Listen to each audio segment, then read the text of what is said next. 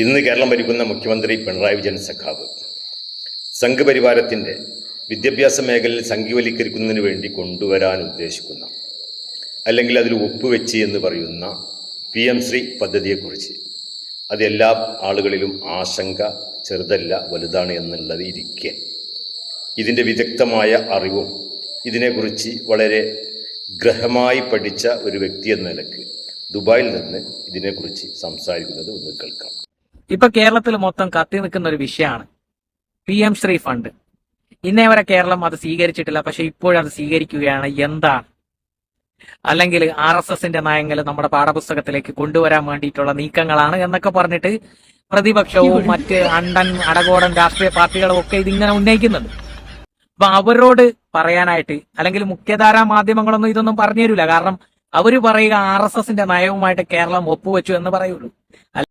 അപ്പൊ ഈ വിഷയത്തെ കുറിച്ച് നമ്മൾ റാഫിക്ക് മാത്രമേ അറിയുള്ളൂ.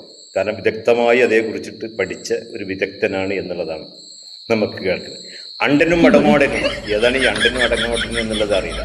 അതുപോലെ തന്നെ പത്രമാധ്യമങ്ങളൊന്നും കാരണം അവർക്കും അറിയില്ല. കാരണം അവരൊന്നും ഇതേക്കുറിച്ച് പഠിച്ചിട്ടേ ഇല്ല. പഠിച്ചത് മൂപ്പരുമാണ്. ആരാണ് ഈ അണ്ടനും അടങ്ങോടനും? ഇതും അതിൽ പെടുമോ എന്നുള്ളതൊന്ന് റാഫി ഒന്ന് പറയണം. റാഫിന്റെ നേതാവാണിത്. ആ നേതാവ് പറയുന്നുണ്ട് എന്താന്നുള്ളത് നമ്മൾ കേൾക്കാം. അപ്പൊ ഈ അണ്ടനും അടങ്ങോടനും പെട്ട ആളെന്നാണോ ഇവൻ എന്നുള്ളത് റാഫി ഒന്ന് ഉത്തരം പറയണം അതിന്. ഓക്കെ.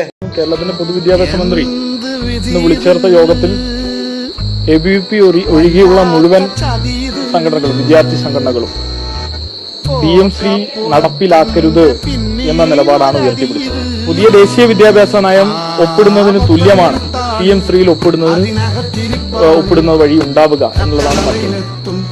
പൊതുവിദ്യാഭ്യാസവുമായി ബന്ധപ്പെട്ടും ദേശീയ വിദ്യാഭ്യാസ നയവുമായി ബന്ധപ്പെട്ടും അത് നടപ്പിലാക്കരുത് എന്ന നിലപാട് തന്നെയാണ്. ആ നിലപാട് തന്നെയാണ് SFIക്ക് ഉള്ളത്. അത് തന്നെയാണ് പലരും ഇവിടെ ഉയർത്തിപ്പിടിച്ചിട്ടുള്ളത്. അപ്പോ റാഫി സഖാവേ, ഇത് നിങ്ങളെ നേതാവാണ്. ഇത് അണ്ടനും അടങ്ങോടനായിരിക്കും അല്ലേ? അപ്പൊ ഏതായാലും സഖാവ് കാര്യങ്ങൾ പഠിച്ചിട്ട് വേണം സംസാരിക്കണം. വെറുതെ കിടപിള എന്ന് അവിടെ കിടന്നിട്ട് ഇങ്ങനെ പണ്ട് കാര്യമില്ല.